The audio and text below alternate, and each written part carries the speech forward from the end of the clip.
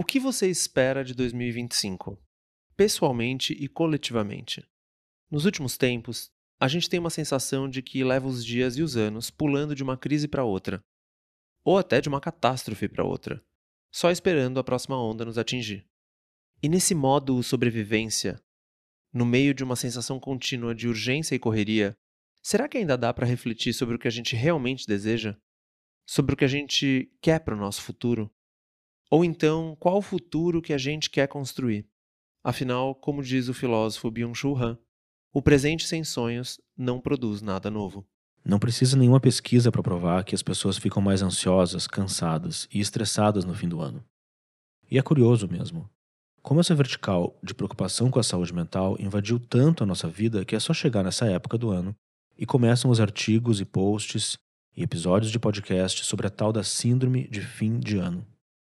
Mas então, nenhuma época que era para ser divertida e prazerosa a gente consegue encarar de uma forma leve, tranquila?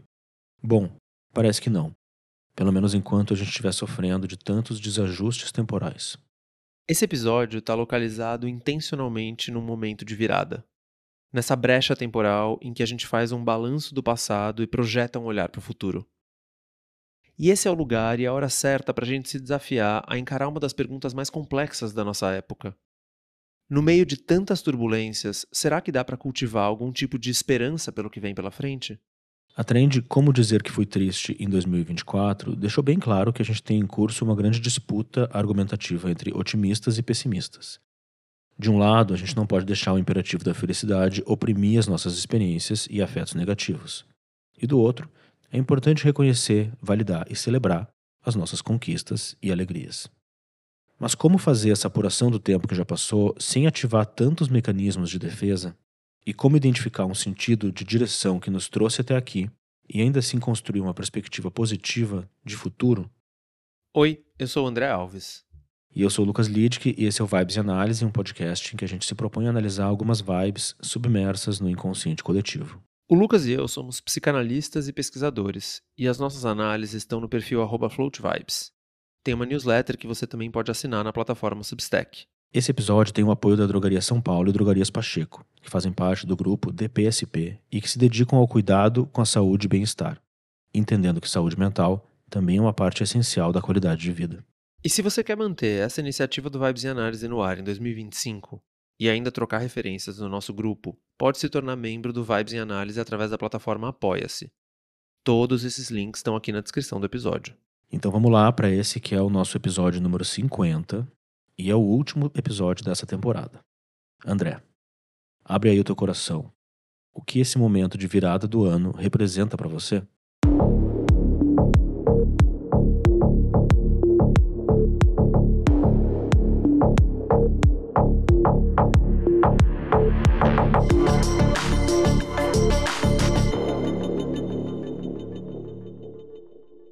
Eu acho que, como grande parte das pessoas, eu vivo uma grande mistura de emoções e de estados mentais, Lucas. Fico mais introspectivo, mais extrovertido, às vezes um pouco mais triste, às vezes um pouco mais festivo. Mas eu gosto muito de Ano Novo.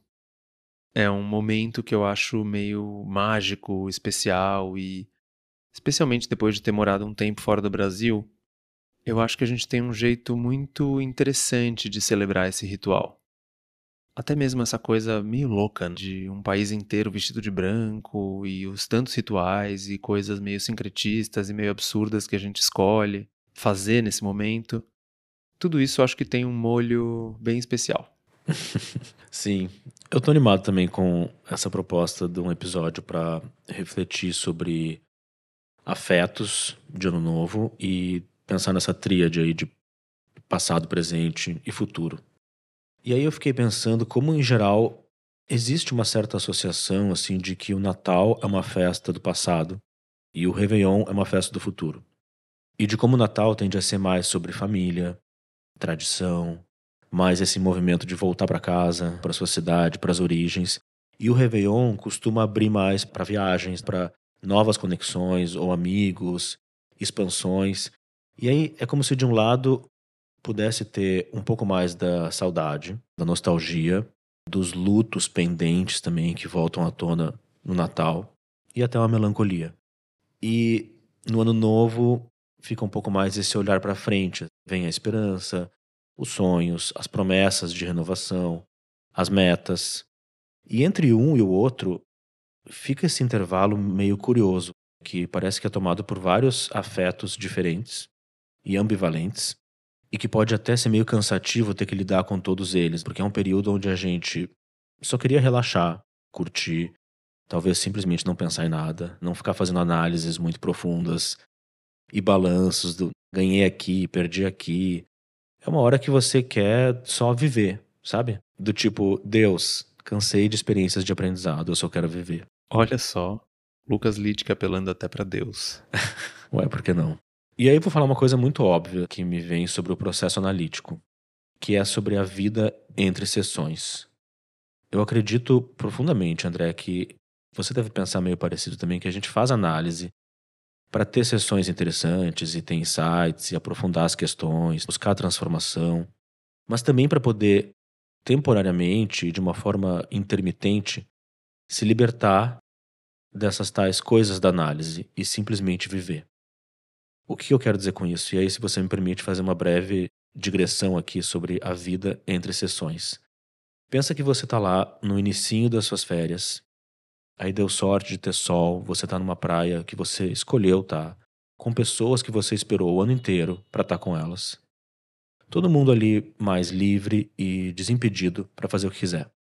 E aí, nesse momento, você está indo dar um mergulho no mar. E teoricamente não tem nada para você se preocupar. E de repente vem um pensamento na sua cabeça, ou um sentimento. Uma coisa meio nova, ou muito antiga, mas que perturba a sua paz. E que se torna uma questão, uma dúvida, uma insegurança, um sofrimento. E que não te deixa viver o presente daquele momento. Se você está em análise, se você está entre sessões, você pode se dar o luxo de, não reprimir isso completamente, o que também não ia adiantar, porque uma hora aquilo volta como sintoma, enfim, te pega de surpresa. E dois, você também não precisa fazer o oposto disso, que seria ficar com aquilo te perturbando na cabeça durante todas as suas férias. Você pode apenas colocar isso que apareceu num lugar dentro de você, que é, eu vou levar isso para análise. Dia 3 ou 4 de janeiro, ou sei lá quando, na minha primeira sessão do ano, eu vou levar isso para análise. E você pode até nem levar, porque perdeu a força depois, ou você pode levar anos para levar. Mas o que importa é que essa questão, naquele momento, ganhou um lugar relativamente seguro dentro de você. E aí o que você pode fazer? Você pode curtir o seu banho de mar e o seu dia de férias. Sabendo que aquela ideia, aquele pensamento, aquela emoção vai ter um destino, vai ter um lugar e uma hora para você lidar com isso. E vai ter alguém preparado e que você confia para te escutar e te ajudar a interpretar isso.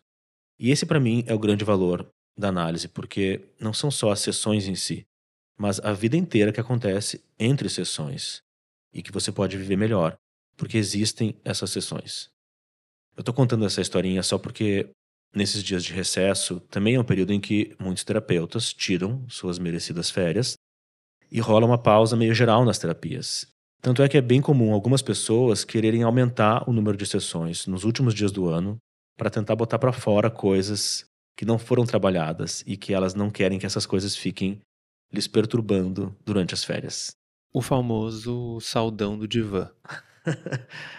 É, que não deixa de ser a tal da correria de fim de ano para tentar resolver tudo. Desembrites analíticas.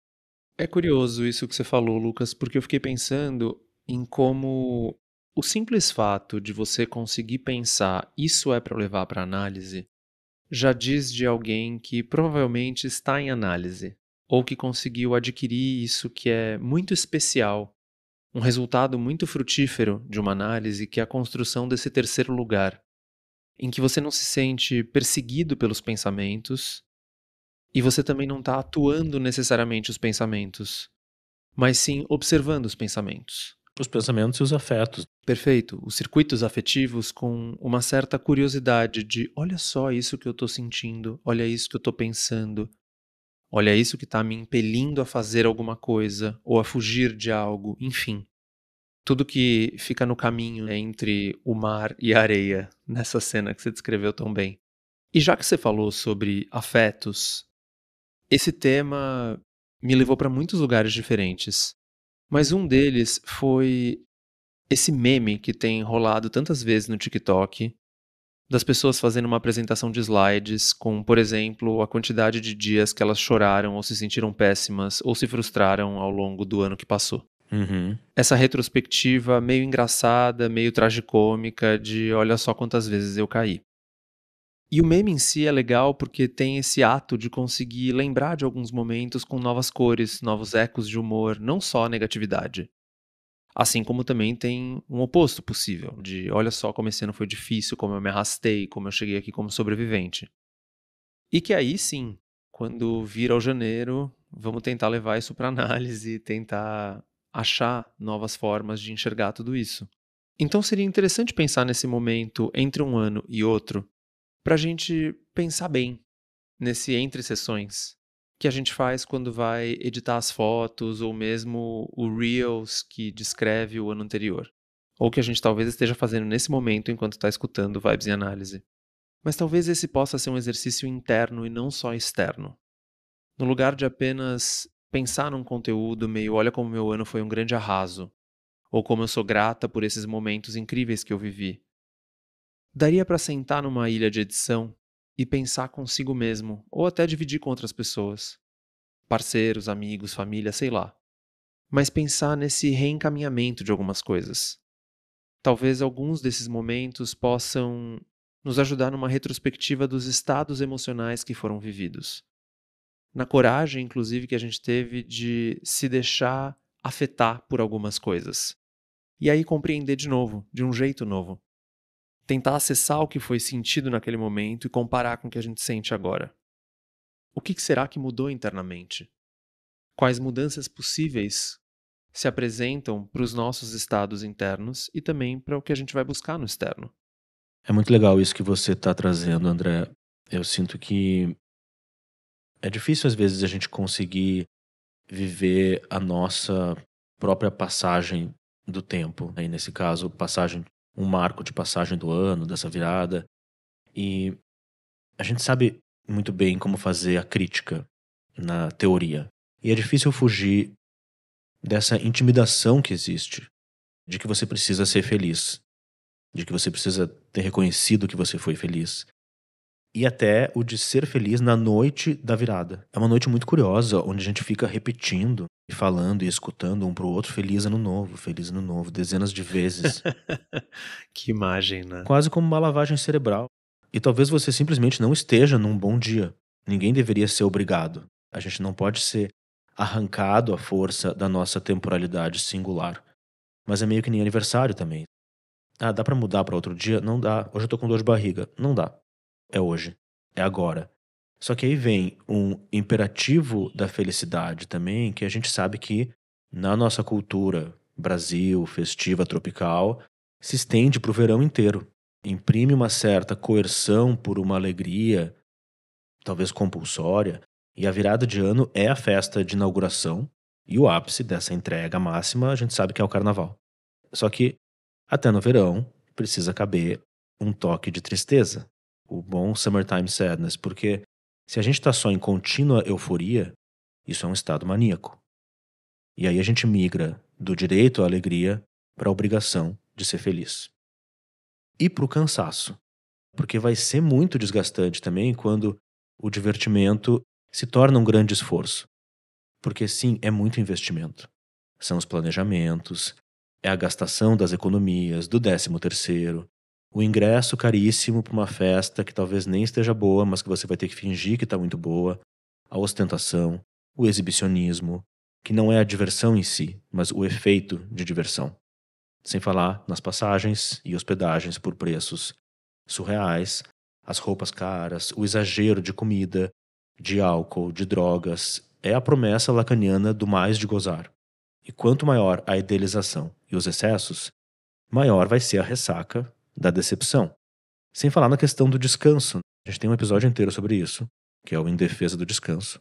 Porque é muito sintomático você trabalhar o ano inteiro para não conseguir descansar nos únicos dias que você tem para isso. E também de ficar sofrendo por não estar em tal outro lugar, em tal viagem ou em tal festa que parece imaginariamente que está melhor do que o lugar que você está. Só para fechar esse raciocínio, André, eu fico pensando como tudo isso está relacionado a um tipo de deturpação da natureza dos rituais. Ou pelo menos dá para pensar que eles mudaram de função, porque o Han, no livro Desaparecimento dos Rituais, vai argumentar como os rituais que antes eram mais sobre senso de comunidade, formação de sentido e pertencimento vão sendo substituídos hoje por práticas que são muito mais voltadas para o consumo, para a eficiência e o desempenho. E aí a gente está falando de desempenho de diversão. Até o senso de comunidade pode cair num lugar de competitividade. Quem curtiu mais, quem gastou mais, quem brilhou mais, qual presente roubou a cena no Natal. Tudo isso é muito chato e não deveria tirar o foco da confraternização ou do sentido de vinculação. E também diz que você falou antes aí que é algum tipo de pensamento reflexivo, no sentido mais introspectivo. Eu comigo mesmo. Aquilo de você poder, por alguns segundos, fechar os olhos, desligar as câmeras para fazer ali a sua oração, a sua meditação, a sua reflexão, o que for. E que me parece que deveria fazer mais parte dos marcos de passagem. Pois é, Lucas, enquanto você ficou falando, eu fiquei pensando que talvez uma das partes mais difíceis de lidar com esse momento do ano seja exatamente a frustração de não estar correspondendo às expectativas internas e externas do que esses momentos deveriam ser. De um Natal que poderia ser mais legal, de um Natal que poderia ser mais farto, ou de um Ano Novo que deveria ser mais caro, que deveria ser mais glamuroso, mais paradisíaco, mais engraçado, com uma galera melhor, enfim. São muitos ideais que são mobilizados de uma vez só, principalmente nesse clímax que você descreveu e eu fui transportado para lá, que é todo mundo ao seu redor gritando Feliz Ano Novo ao mesmo tempo. Mas tem um ângulo disso tudo que a gente está pensando que eu acho importante de sublinhar, que é sobre essa expressão que a gente já usou tantas vezes e a gente não está nem no meio do episódio ainda, que é Ano Novo. Porque eu fico pensando em que tipo de novo entra na nossa vida? Ou como a gente está permitindo que o novo se apresente nesse ano que vai se iniciar? Ou que já se iniciou? Porque é muito fácil, entre aspas, se deixar cair na tentação de apenas repetir. Principalmente quando a gente fala, ou pensa, ou sonha que esse ano seja ainda melhor do que o que passou. Mas melhor no quê? Do que a gente está falando? E claro que falar sobre o novo se apresentando nas nossas vidas sempre me faz pensar muito no Bion, Lucas, que é uma espécie de psicanalista do futuro para mim. Por exemplo, um dos melhores títulos de livro de psicanálise, na minha opinião, que é Uma Memória do Futuro. Simplificando bastante, o Bion tece uma ideia de que, em vez de nos arrastar para trás, a memória nos empurra para frente, nos empurra para o porvir. As memórias como uma espécie de narrativa do passado, que a gente inventa para conseguir suportar o presente e, quem sabe, até idealizar um futuro. E aí, por isso mesmo, a memória está sempre impregnada de imaginação. Não existe memória sem o recurso da fantasia, na visão do Bion. Como se quando a gente estivesse lembrando, a gente também estivesse fazendo um exercício de fantasiar e de projetar. E aí a gente toca numa outra ideia do Bion, que é como o inconsciente está produzindo mensagens para nós o tempo todo, não só quando a gente está dormindo ou quando a gente deixa algo escapar. Por isso que a clínica, numa via um pouco mais bioniana, é muito comprometida com a ideia da gente poder observar os nossos pensamentos no lugar de ser tão tomado por eles, ou de atuá-los numa perspectiva mais lacaniana, que é exatamente a cena que você descreveu no Entre Sessões. Então, quando a gente lembra do ano que passou, esse ato de lembrar, mas também de fantasiar e de projetar, nos dá muitas pistas do que afinal a gente gostaria que acontecesse na nossa vida. Ou talvez daquilo que segue nos prendendo bastante. Uhum.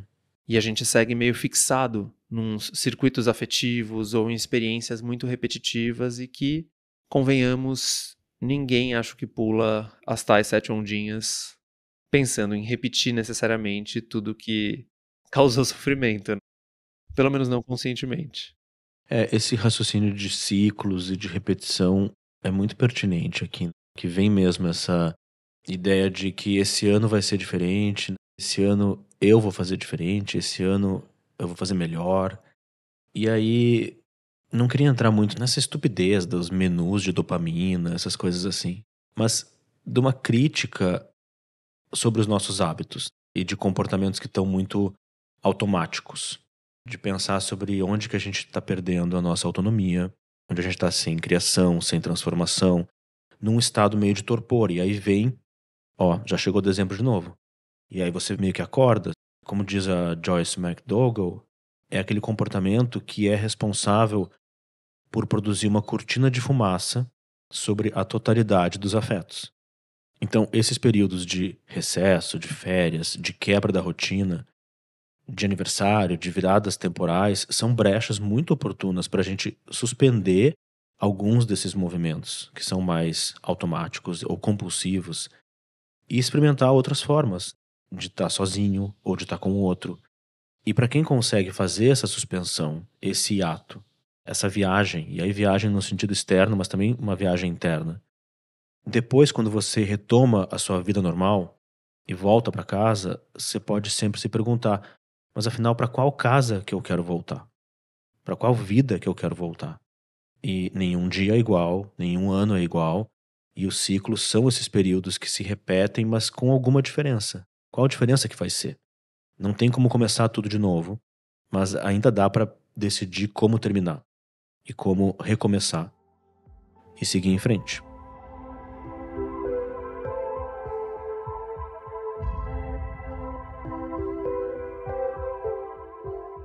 Você falou um pouco antes, Lucas, sobre a ideia de tudo ser meio permeado em excesso pelo desempenho, inclusive o lazer, inclusive esse momento De descontração, né? e de descanso, que acaba sendo tomado pelo tudo que você deveria estar fazendo, ou que você gostaria de fazer, ou que você não conseguiu fazer, por aí vai. Um bom ponto de partida, talvez para um ano que se inicia ou que se iniciou, seja o livro tão famoso do Ailton Krenak, A Vida Não É Útil. Porque nessa época é muito comum que a gente se apresse e até se mobilize para sair listando tudo que a gente tem que fazer ou tudo que a gente tem que alcançar, quais são as metas, as mudanças, as viagens, os livros, os filmes, enfim, tudo que tem que ser feito. Que é uma espécie de guia pessoal de como fazer o ano novo render. E, de certa forma, chegar no próximo dezembro com algum tipo de alívio pensando, nossa, olha tudo que eu fiz. Risquei um monte de coisas da lista, então vivi. E tem também tudo aquilo que eu deixei de fazer, ou que eu quero deixar de fazer. Parar de fumar, comer menos chocolate, beber menos, sair mais, enfim. Mas eu fico refletindo, como será que a gente consegue pensar no ano novo, ou até mesmo no tempo de uma forma geral, por uma perspectiva menos utilitária, menos essa mentalidade do fazer render. Sim. Por exemplo, isso que você falou e que eu acho muito relevante, Lucas, que é quais são os nossos planos de descanso? Quais são os anseios relacionais que a gente tem? Quais são as novas formas de se enxergar ou de lidar consigo ou de lidar com o outro que a gente poderia propor para esse tempo novo? A história das metas, que toma tanto a nossa cultura nessa época, assim. E aí pensando na vida do pobre mortal que tá chegando agora, em um quarto do século XXI, o que que dá para ele desejar ou planejar? Dentro do que pareça minimamente possível. Muito bom. É claro que, com certeza, é legal ter algum cantinho psíquico para aquele sonho mais arrojado. Aquele sonho até meio intencionalmente impossível. Mas e dentro do que parece viável, o que que a gente pode aspirar e projetar? O que a gente tem visto é que a moda hoje em dia é falar sobre resoluções de ano novo que sejam viáveis. Essa é a dica de ouro, tanta gente vem passando aí ultimamente. É como uma espécie de life hacking assim das resoluções. Claro. Até para evitar a história do tal do 19 de janeiro. 19 de janeiro é considerado o Quitter's Day, ou Dia dos Desistentes. É uma data média ali de quando a gente começa a desistir dos objetivos que a gente colocou para iniciar no dia 1º. Olha só. E aí, a estratégia que tanto se divulga hoje é que, veja bem, você tem que colocar metas possíveis e que elas precisam ser mensuráveis. Elas não podem ser genéricas ou subjetivas, porque senão você não consegue dizer se está cumprindo ou não. Então não é só, eu vou malhar mais, mas sim, eu vou treinar 3 vezes por semana. Não é, eu vou ler mais. Eu vou ler um livro a cada X dias. Elas precisam ser traqueáveis, com números, e números que exijam de você uma medida ideal que não seja muito alta, para você não quebrar ou desistir, Então, se nesse segundo semestre de 2024, eu e você, a gente fez 6 episódios do Vibes em Análise, no primeiro semestre de 2025, a gente pode planejar fazer 8. Não 10, que seria demais, mas 8. Bom, isso é sobre achar um ponto ideal que estimule o funcionário, no caso nós mesmos, a performar mais, a se superar um pouco mais, Funcionários do mês do Império Rapicracia. a fazer mais em menos tempo. Produtividade é isso, é a quantidade de produtos entregues em uma unidade de tempo. E aí, beleza, gente, a gente pode fazer, né, estabelecendo essas metas quantificáveis ou não, cada um sabe onde quer meter essa lógica na sua vida. Mas vamos lembrar que prazer, espontaneidade, imprevisibilidade são aspectos da experiência humana que a gente deve tentar preservar e que ainda nos diferenciam das máquinas e dos seus números, por enquanto. Nossa, passou na minha mente assim um carrossel de pessoas que vão fazendo aquele acompanhamento público das suas metas. Prints de aplicativos, estrelas no Letterboxd, enfim, uma série infinita de transformar em conteúdo o acompanhamento e a auditoria das minhas metas. E funciona a sua corrida, os quilômetros, os livros que você leu. Claro, quem somos nós para tirar o poder do hábito das pessoas? Mas, de tudo que você falou até agora nesse episódio, nada eu acho que me fascinou tanto quanto o Quitter's Day. Porque olha só, ano novo geralmente é esse tempo em que a gente elenca essas coisas para melhorar e para finalmente topar, enfim, tudo isso que você bem disse. Mas talvez uma resolução muito interessante ou uma pergunta muito interessante para esse momento seja do que a gente vai abrir mão?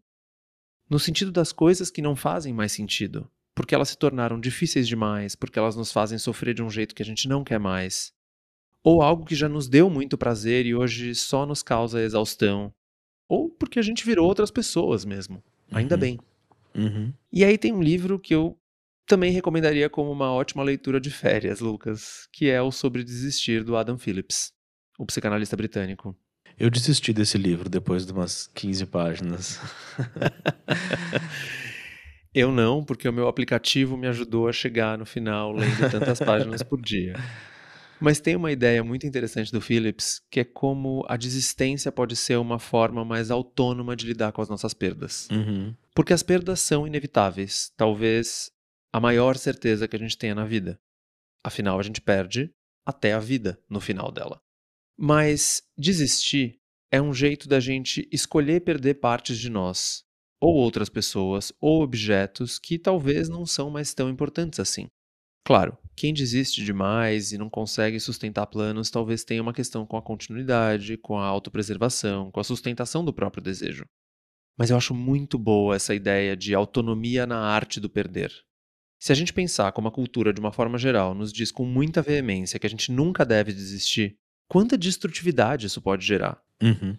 Você é muito bom nisso, Lucas. Você me disse muitas vezes já, ao longo do ano que acabou de se encerrar, inclusive, deixa isso ir. Talvez uma coisa muito mais interessante se apresente ali na próxima esquina. No campo do trabalho, isso fica muito nítido. Uhum. Você detesta aquele trabalho, internamente você já tomou uma decisão, mas não consegue topar essa perda, porque é abrir mão de muita coisa. Bom, e aí vem uma vírgula do destino, ou mesmo um acúmulo de coragem e pronto. A sua vida segue por um caminho totalmente diferente, muito mais interessante, muito mais pulsante. No campo das relações, eu penso que é uma espécie de negativo disso, porque de forma geral, pelo menos na minha clínica, na minha escuta, eu tenho a impressão de que a gente anda desistindo rápido demais. Algo não tá perfeito, não tá leve, gera incômodos, machuca, enfim, pronto, eu tenho que acabar com isso e seguir em frente. Que seja leve. Aquele mantra. E aí é um campo que parece muito machucado na vida de muitas pessoas, exatamente porque elas não conseguem abrir mão do ideal, ou da fantasia inconsciente do match perfeito, de uma relação livre de conflitos e livre de sofrimentos. Mas que no final das contas, no balanço das horas, todas as áreas da nossa vida merecem algum tipo de desistência, de alguma coisa que talvez vamos soltar, porque enquanto a gente segura isso, que é tão conhecido, a gente impede a possibilidade de coisas novas entrarem na nossa vida. Você não acha? Sim, inclusive o reconhecimento do novo no nosso próprio desejo.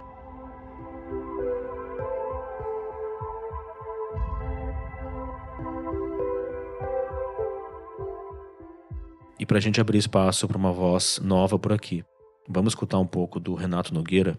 Para quem não conhece, o Renato é doutor em filosofia pela Universidade Federal do Rio de Janeiro, professor, autor de vários livros e pesquisador do Laboratório de Estudos Afro-Brasileiros e Indígenas. Olá, quero agradecer o convite para estar com vocês aqui no Vibes em Análise. André, Lucas, muito obrigado pelo convite. Sem dúvida, o fim de ano é um momento que a gente revê o que aconteceu, faz planos. E quando a gente fala de saudade, fala de projetos, resoluções para o futuro, das esperanças, tem algo que é um balanço. Eu acho que esse balanço tem relação direta com a nossa conexão, com aquilo que nós sentimos. Eu acho muito interessante fazer um tipo de emocionário particular, que são aqueles sentimentos, aquelas emoções que foram muito presentes. É como se fosse fazer um diário, e esse diário tivesse as emoções prevalecentes do dia. Eu acho que isso é uma boa ideia, um bom caminho, fazer um emocionário particular. O que eu senti mais?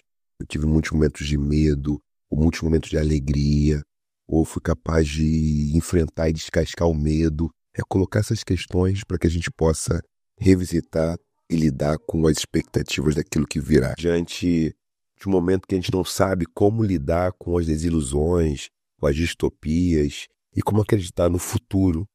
Eu gosto de pensar de uma seguinte maneira, que é fazer aqui um quadro rápido.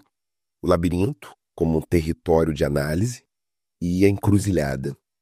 O labirinto é nítido que a tradição mítico-filosófica grega se apoia no labirinto como um território onde nós podemos formular os percursos a serem feitos. Talvez por isso a crise apareça, porque o labirinto ele só tem uma saída, uma solução. As encruzilhadas, até no plural aqui, elas têm muito a ver com as escrevivências que diz Conceição Evaristo, ela tem a ver com aquilo que o Luiz Simas, Luiz Rufino, tantas outras autoras e autores. As encruzilhadas, elas não entram em choque com a errância, elas assumem o caminho errante como sendo próprio do percurso vital, e isso qualifica a humanidade, a errância. Não se trata de um único caminho, mas de um conjunto de possibilidades e probabilidades que a encruzilhada instala. Então, se a gente organizar a nossa vida a partir do modelo da encruzilhada, eu acredito que é possível que os traumas pessoais e coletivos, eles possam não ter uma saída, mas ter um enredo possível que a gente possa fazer uma pedagogia, como diz Alain da Rosa na sua tese, nas suas pesquisas, é aprender a gingar para se mobilizar, para se movimentar com aquilo que é o tamanho dos passos necessários para que a gente possa encontrar caminho. Porque não é uma saída que a gente precisa, mas é uma caminhada, uma jornada que faça sentido. E quando as coisas passam a fazer sentido, é como se as crises pudessem se dissolver ou pudessem ser ressignificadas e a gente encontrasse sempre, não uma saída, mas muitas entradas, ou como diz Nego Bispo, começo, meio e começo. Então, talvez seja o caminho, fazer da encruzilhada o nosso roteiro, para que as crises possam ser enfrentadas de uma forma que a vida continue valendo a pena. Não sei se vai ter um manual, eu gosto de pensar numa expressão, porque esse manual tem a ver com romper com a distopia, romper com o mundo onde a vida não se torna mais possível e viver se torna um ato sufocante.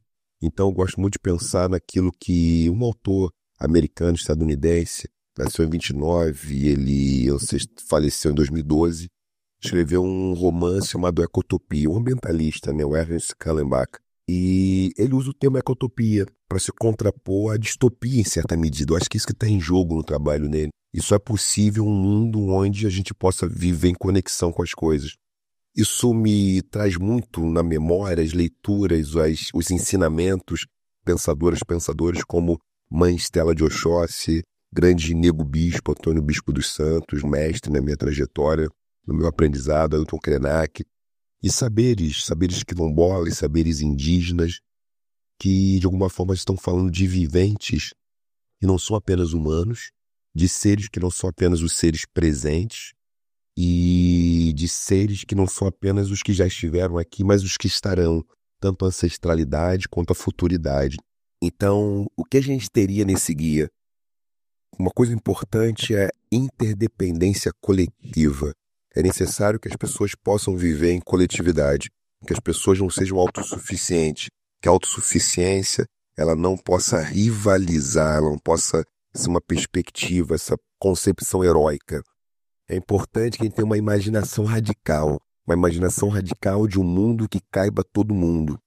É importante que a gente tenha práticas de cuidado, que as práticas de cuidado mútuo e colaborativo e coletivo, elas possam colocar em cena aquilo que na filosofia Ubuntu, a competição não é fazer mais pontos ou chegar primeiro, mas é ser capaz de realizar aquilo que você sabe com uma maestria, com muita qualidade, para que você enriqueça outras pessoas e também fique enriquecido, em que a vida fique mais vibrante, em que a vida melhore, em que você possa entregar as suas habilidades, os seus talentos, suas competências para o bem-estar coletivo, para o bem-estar comunitário. E essa comunidade, ela tenha não só humanos, mas outros viventes não humanos, outros tipos de pessoas. Tempo livre é muito importante. Não dá para ser 6x1, jornada de trabalho. É preciso ser, porque 6x1 é a jornada do Deus bíblico, que trabalha 6 dias e descansa apenas um. Nenhum humano deve querer fazer isso, porque isso é querer deixar de ser humano, é querer deixar de ser gente. Tem que sempre sobrar energia afetiva, tem que sempre sobrar tempo para a gente investir no nosso encontro, mas é também intimidade afetiva, é conhecer os nossos afetos, os afetos que passam pela gente. Tempo para brincar, tempo para investir no sonho, tempo para prazeres calmos, para satisfações amenas, que são mais da serotonina que da dopamina, mas também não abandonar a possibilidade dos grandes mergulhos, dos grandes encontros profundos que colocam frio na barriga, colocam calor nos olhos, mas nos mantêm em contato com a gente, em empatia com outras pessoas. É um pouco por aí. Talvez seja esse um pouco do caminho. Uma ecotopia ancestral, onde caiba todo mundo. Não tem uma vez que a gente escute o Renato que a gente não fique pensando um bom tempo depois, refletindo sobre alguma coisa. E eu sinto que seria bom, André, a gente trazer para esse episódio não só a questão do ano novo e tudo mais, mas como a gente vem se relacionando com o futuro. Porque já faz um bom tempo que a gente acompanha alguns teóricos e autores chamando atenção para essa noção de um futuro obscuro, que seria um tipo de colapso da capacidade humana de imaginar e projetar futuros coletivos desejáveis. O Franco Berardi fala de iluminismo obscuro. Isso aí tá lá naquele fascinante e complexo livro dele, Depois do Futuro, que eu estava relendo para esse episódio, e que é muito sobre como as narrativas atuais são dominadas por medo, pela precariedade e pela impossibilidade de projetar futuros melhores para a gente. Isso se tornou uma grande ameaça ao projeto, ao programa humanista, porque a gente não tem mais um horizonte brilhante que a gente acredita que dá para encarar com entusiasmo. O entusiasmo, que deveria ser excitante, se converteu hoje em ansiedade. E a nossa motivação, digamos, natural, entre aspas, se tornou um tipo de resignação. E aí é claro que a gente vai se bombardeando com mensagens motivacionais, bem sintéticas, para nos tirar de um estado também depressivo. Então, não só planeje, mas faça. Não só consuma, mas produza. O Berardi vai dizer que hoje a gente sabe um pouco melhor que futuro e progresso não são mais tão equivalentes assim. E tudo bem também, porque se a gente cai nessa de que a gente é uma máquina, que a gente tem que performar e render cada vez mais, a cada ano que passa, uma hora a gente quebra. E a gente vai ser substituído por outra mais nova. A gente fica obsoleto. Ou se sente um lixo, inútil, descartável. A gente começa a perder as nossas capacidades E aí você fica pensando, será que mês que vem, será que ano que vem eu vou conseguir trabalhar e render e performar ainda mais do que hoje? Essa lógica funciona para a tecnologia, mas e para os humanos? A mentalidade dominante é a de evoluir sempre. Mas e se? E se você perceber que, por mais estratégias que a gente crie, a gente se der conta que a gente não está no controle do nosso futuro? Nesse sentido, a gente tem que baixar um pouco a bola do nosso narcisismo, porque talvez ano que vem, tomara que não, mas talvez ano que vem você tenha uma doença muito grave. Ou talvez o seu casamento acabe. Talvez morra alguém importante na sua vida. Talvez você entre em depressão. Talvez aconteça um desastre climático na sua cidade. Tudo isso já é muito difícil. Agora, imagina você ter que também ter o trabalho de dessaturar todo um ideal estipulado que você criou e que agora você está mais atrasado ainda para a sua evolução, para a evolução contínua em busca do seja a sua melhor versão. E a gente tem que também desinflar, entre a maioria dos neuróticos, a ideia de que é sua culpa, que você não usou esse ano inteiro para chegar mais perto da sua melhor versão.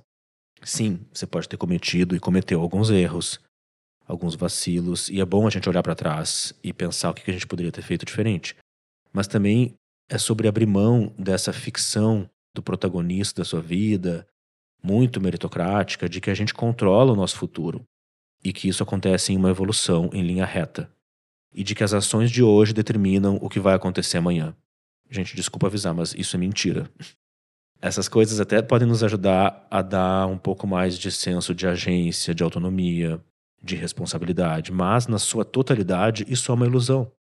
Só que o sistema ideológico em curso hoje, que eu não preciso nem dizer qual que é, para não ficar evocando essa palavra aqui, esse sistema determina que o bom desempenho das coisas está sim nas nossas mãos e que as crises devem ser superadas o mais rápido possível, porque assim a gente recupera o que foi perdido e não desperdiça as oportunidades sempre de crescer e de prosperar. Essa imposição é tão aguda que parece que a gente não está mais conseguindo superar a crise nenhuma, nem objetiva, nem subjetiva, nem pessoal e individual, nem social e coletiva. E aí a gente vive o quê? A multicrise, a permacrise, que é contínua. E aí qualquer visão de futuro fica bem turva e até sinistra. Falar sobre uma versão sinistra é convocar o meu lado mais apocalíptico, que você sabe. Eu sei, eu fiz de propósito, pode mandar que eu sei que vai vir. Com vocês, André Alves, previsões para o futuro. Eu queria pegar isso que você está falando para provocar a gente a refletir sobre como uma visão de futuro ser apenas essa que você acabou de descrever escancara a crise imaginativa na qual a gente está. Uma vida que se resume a pular de crise em crise, votar com o bolso e torcer para tudo dar um pouco certo, no sentido de conseguir comprar um pouco mais. Essa é a pura essência de um lento cancelamento do futuro. Ou que nos faz sentir que o futuro já não é como era antes, como aquele belíssimo título do Ciclo Mutações. Eu tenho a impressão, às vezes, Lucas, que a gente fala pouco do Mark Fisher, o pensador e crítico cultural que tanto influencia o nosso trabalho, que é inclusive interlocutor do Berardi. Especialmente a ideia que ele estabelece de realismo capitalista. Esse mundo curioso em que é mais fácil imaginar o fim do mundo do que o fim do capitalismo. Um livro que é muito fundamental para a gente pensar nesse congelamento ou no derretimento do futuro.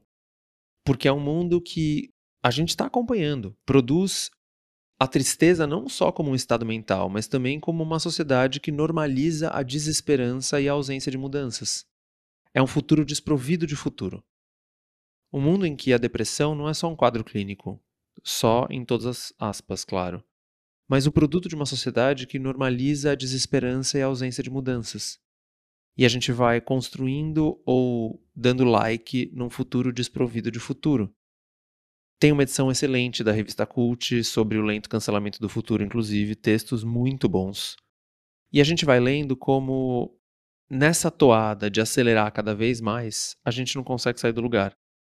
Como se fosse um presentismo, um presenteísmo sem fim. Um presente extremo, como a gente já disse antes. E aí a gente não consegue produzir nenhuma transformação social, inclusive nesse estado de adoecimento psíquico que muitas pessoas vivem.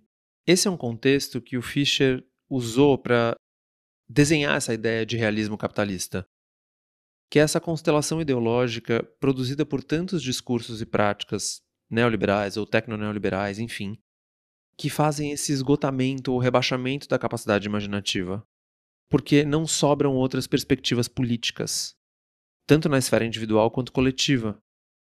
Talvez uma das viradas mais interessantes do Fisher seja colocar o capitalismo realista como a colonização do inconsciente, porque é uma lógica que consegue instaurar dentro de nós a certeza de que, para além do capitalismo, só utopia. Ou seja, produzir valor, escalar, especular são os pilares da vida e do tempo. E para isso funcionar, é preciso dobrar a aposta na privatização do sofrimento psíquico. Uma vez que, já que a apropriação das camadas mais íntimas da nossa constituição psíquica e da nossa subjetividade, como os nossos sonhos, os nossos desejos, faz com que a gente se torne meio incapaz de buscar alternativas ao sistema que está aí. É um encurtamento da imaginação cultural e política que, apesar de muito acelerado, essa dinâmica da correria, esse culto ao corre, na verdade, são uma forma muito lenta e arrastada da gente não conseguir enxergar futuro. Perfeito. Sempre que se fala de futurismo, assim, e desse aceleracionismo que vem depois, isso sempre me lembra do Manifesto Futurista, do Marinetti, de 1909, que é muito interessante e chocante, e de como aquela exaltação do rendimento por velocidade foi internalizada num sentido de sair das máquinas e se transformar num tipo de automatismo psicocognitivo. E é bizarro, assim, eu fui ler de novo, e é impressionante como esse manifesto é violento e explicitamente machista, e como tem simbologias de uma hipermasculinização. Tem a história de uma haste de ferro que atravessa a terra feminina, e o homem é a técnica. Essa técnica que arromba o tempo. Nessas palavras, arromba o tempo. E aí tem a veneração aos carros, os martelos, os machados, os jatos, tudo muito fálico, né? Gente, parece um filme do Cronenberg. E a proposta de destruição dos museus. A gente não deve mais olhar para o passado, e sim idolatrar a eterna velocidade onipresente. Muito curioso, Lucas, porque essa é a proposta do aceleracionismo, que é vamos dobrar a aposta no ritmo das coisas. E se a gente pensar no capitalismo tecnológico, o setor tech investe muito menos em museus, em acervos, em projetos de preservação da memória do que, por exemplo, o capitalismo industrial fazia. O capitalismo tech, que fatura muito mais, inclusive, só segue ganhando. E aí, se a gente vai tentar contrapor isso um pouco, é só uns 60, 70 anos depois que a gente tem uma articulação teórica mais consistente, com o Foucault, obviamente, de como o tempo disciplinar vai agindo nos sujeitos e formando e deformando esses sujeitos que se tornam assujeitados. Brain rot, estamos aí vivendo isso. E aí a gente vai refletindo sobre como o adestramento e a docilização do nosso corpo, da nossa mente, vai sendo submetido e utilizado a favor de um tempo que não tem ócio, que não tem vazio, que não tem desperdício e que não tem vida. E a gente pode pensar sobre essa relação de tempo, práticas de poder, e de como a sustentação dos horários, dos dias da semana, dos meses do ano, da divisão do trabalho, da escala, dos turnos, das épocas, essa organização toda de atividades coletivas são maneiras de determinar e normalizar alguns comportamentos. O grande problema é o que acontece quando o tempo do calendário e do relógio nos dizem que é hora de trabalhar, mas a nossa cabeça está em outro lugar. Ou que é hora de curtir e descansar, mas a nossa cabeça está em outro lugar. É impossível a gente escutar toda essa conversa sobre futuro e sobre aceleração e sobre sistemas de domínio, encurtamento da capacidade imaginativa multicrise, sem a gente tocar num dos afetos mais fundamentais da experiência humana, que é o medo. Claro, antes da gente demonizar o medo, vale sempre a gente pensar que o medo tem uma função protetiva, de autopreservação e é muito valioso. Mas o que o medo talvez seja mais eficiente em fazer é exatamente isso que a gente está descrevendo, que é a paralisação do movimento, ou da conservação, do congelamento, da repetição do movimento, que a gente faz a mesma coisa. O medo promove essa espécie de bloqueio da perspectiva. A gente fica imóvel porque a gente não consegue ver nada além da escuridão. Como se o medo apagasse a luz da consciência, estreitasse a nossa capacidade de enxergar a médio e a longo prazo. Por isso que o medo traz essa sensação de aprisionamento, de claustrofobia, de enclausuramento. E de impotência perante o futuro, perante o que tá ali na frente e a gente não sabe o que é. Perfeito? Quando uma criança está com medo, sabe quando um cuidador vem e diz vai passar? É uma tentativa muito básica de tentar reintegrar a temporalidade na criança, de que esse é um estado presente, mas tem um futuro logo ali. Uhum. A gente precisa prestar muita atenção nisso, porque como a gente já falou em alguns episódios, quando a internet passa a ser pautada principalmente pelo medo e pelo ódio como gramáticas afetivas, o senso de urgência do feed e da notificação vão instalando a gente numa espécie de escuridão destemporalizada muito enclausurante, em que não tem futuro e não tem luz, em que eu acho que é tudo o fim do mundo mesmo. As caixas de comentários dizem muito isso. A gente vai sufocando a perspectiva. No medo, o mundo vai parecendo uma espécie de prisão. E todas as portas que levam ao novo, elas ficam fechadas. O medo é um afeto que muitas vezes obstrui o futuro. Nos fecha de tal forma que a gente não consegue deixar nada de interessante ou de diferente. Inclusive, outras pessoas que pensem de formas diferentes da gente se instalarem nas nossas vidas.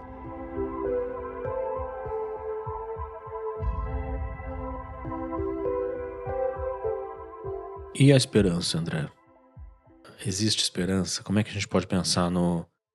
Claro, a gente está numa discussão que vai em vários níveis aqui. Nível mais coletivo, social, da humanidade, econômico, político, mas também do sujeito. O que seria esse eu futuro? Como é que pode ser o eu de amanhã? Idealmente, a gente pode imaginar algumas coisas de forma crítica e realista também. O que a gente pode acreditar que vai acontecer? Que grau de manobra será que a gente tem para tentar direcionar uma transformação desse eu? Podemos pensar do mundo, mas pensando primeiro no eu. Ou para contornar essa estagnação do eu. Estagnação de um eu que não muda, que não consegue mudar, ou que tem medo de mudar. E isso tem muito a ver com a persistência na análise. Porque nessa linha de que talvez seja nesse ano que alguma coisa finalmente mude, que talvez a minha perspectiva sobre alguma questão também mude, ou um comportamento, ou mesmo a forma como o passado se incide sobre mim. É possível mudar?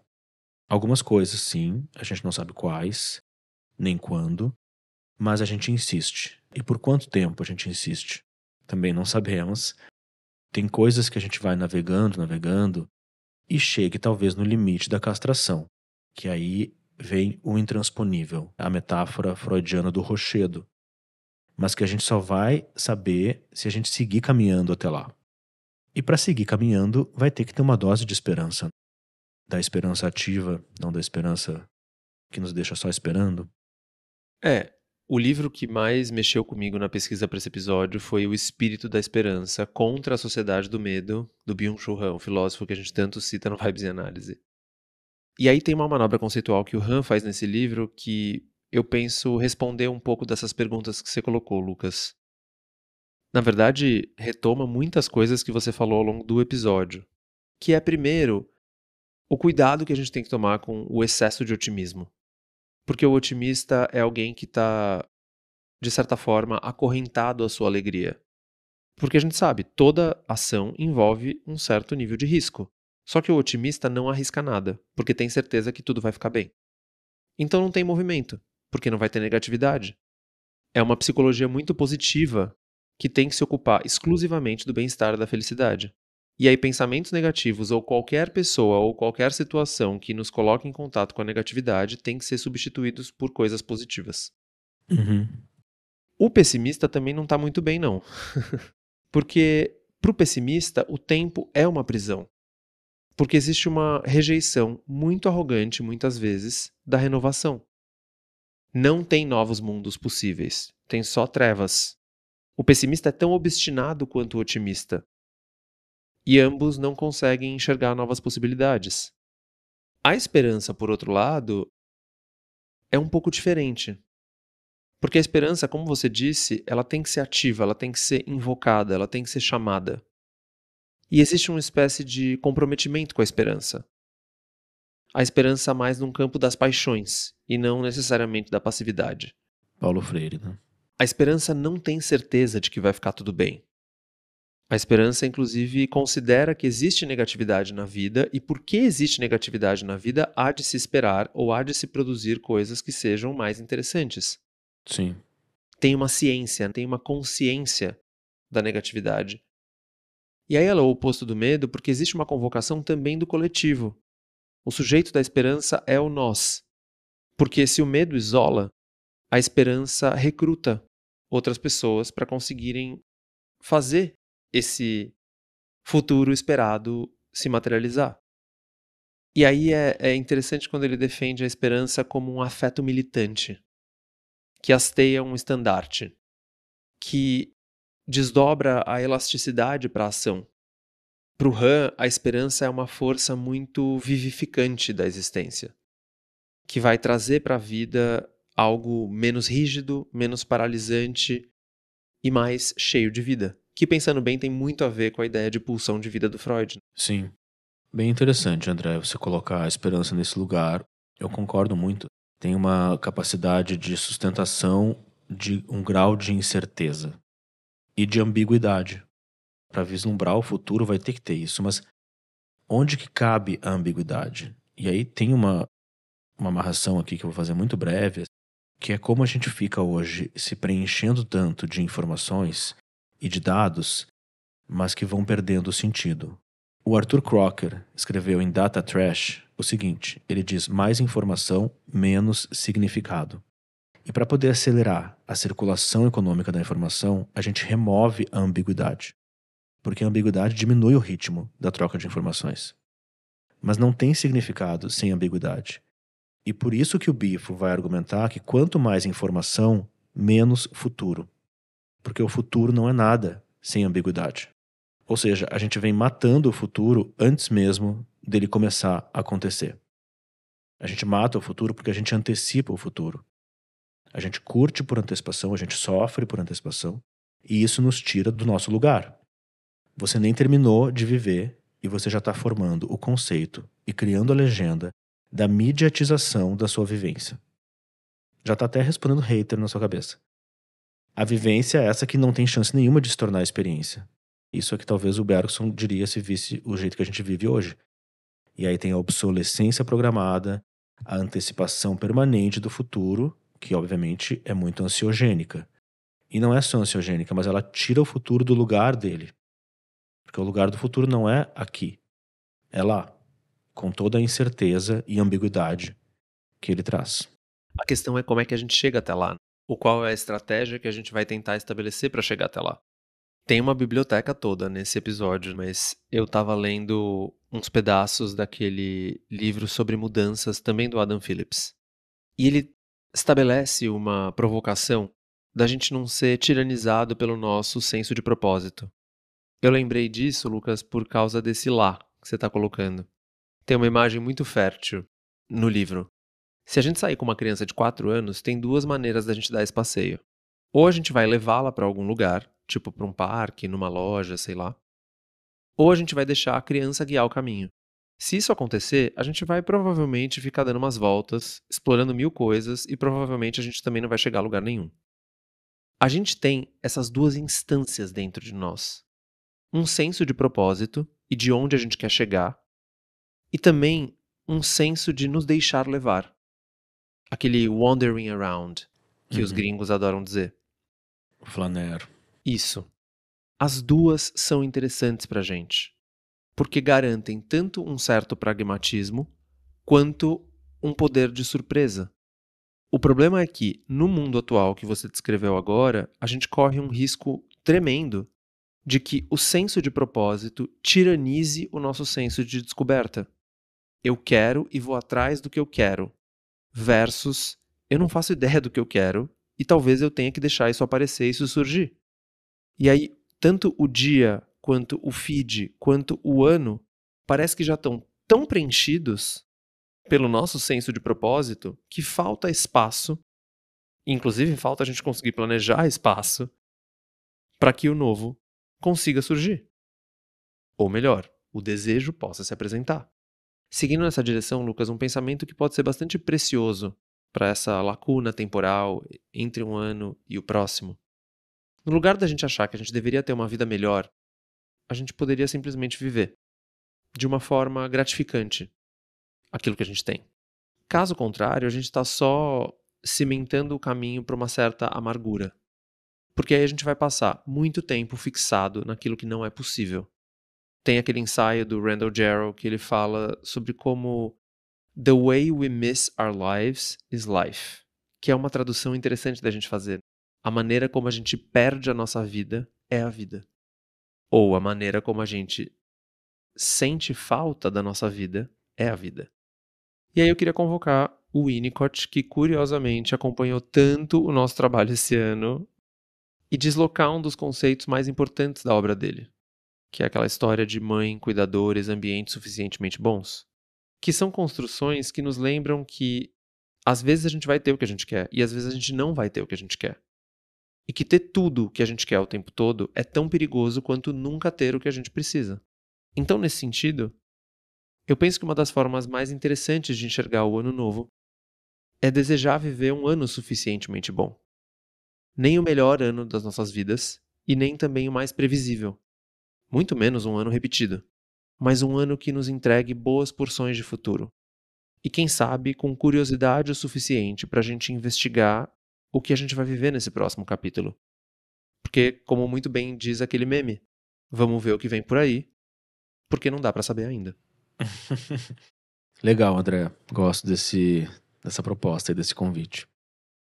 E pra gente ir encerrando aqui, lá no começo a gente falou sobre a correria de fim de ano para tentar resolver tudo. E aí, para finalizar, eu fiquei pensando que vale também uma reflexão e uma analogia aqui sobre a escansão, que é o corte no final da sessão. Tem o objetivo de produzir um efeito clínico ali para sair da falação e se escutar, a partir dos últimos significantes que são enunciados. Em outras palavras, é aquele tempinho final que é muito propício para você dizer o que você até já sabia que deveria ter dito, mas que você estava só enrolando, tentando ganhar tempo. Mas parece que o tempo acabou. Aquela sensação de que faltam poucos minutos, poucos segundos. E aí pode ser uma boa hora para você dizer: eu te amo, feliz ano novo, quer namorar comigo? Quer casar comigo? Ou você é muito importante para mim.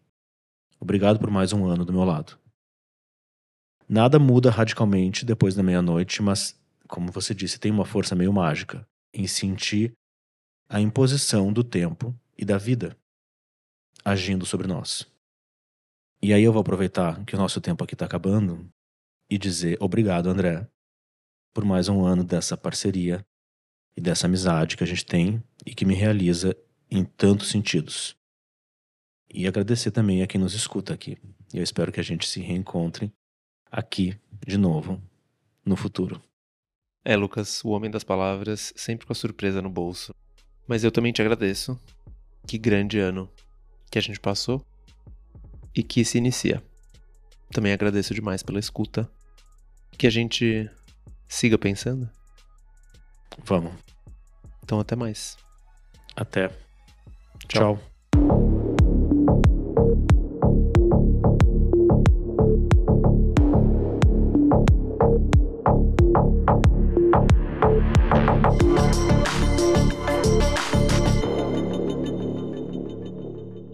Bom, e aproveitando que a gente está agradecendo, esse é um bom momento para agradecer a produção da Fernanda Ogasawara, a captação do Zamunda, a edição e montagem da Jéssica Correia e a arte feita pelo Gustavo Jacome. Muito obrigado, gente, e vamos rumo aos próximos 50.